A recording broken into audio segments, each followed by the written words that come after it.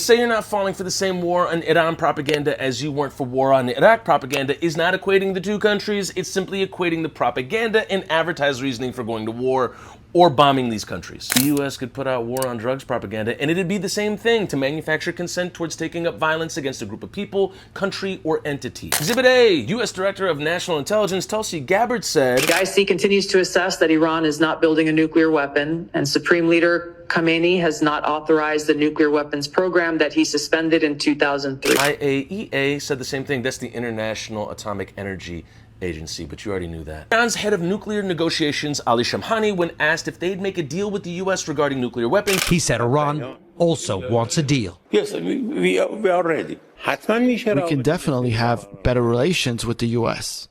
Shamkhani said that Iran is willing to commit to never having a nuclear weapon, to getting rid of its stockpiles of highly enriched uranium, to only enriching to a level needed for civilian use, and to allow inspectors in to oversee it all, in exchange for lifting all sanctions immediately.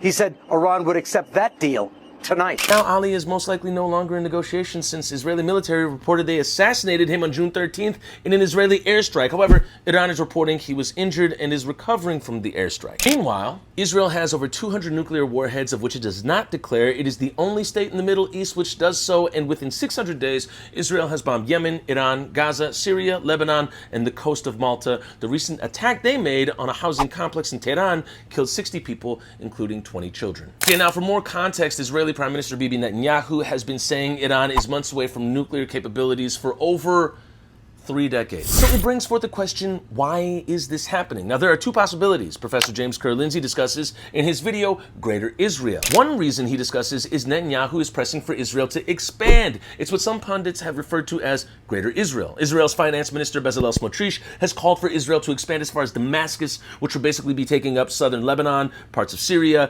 and even parts of Jordan. Other reason Professor James speaks of is Benjamin Netanyahu as having no ideology and is just bombing other countries as a means to fix his country's current political problems and effectively, hopefully, maybe save his political position. All that said, the propaganda is in, and Trump is doing the exact thing he said he wouldn't do, and goes as far back as 2011 to say it's what Obama would do. See? Yeah. Propaganda. As Chit would say, yeah. Yeah. Some people buy it, but I don't.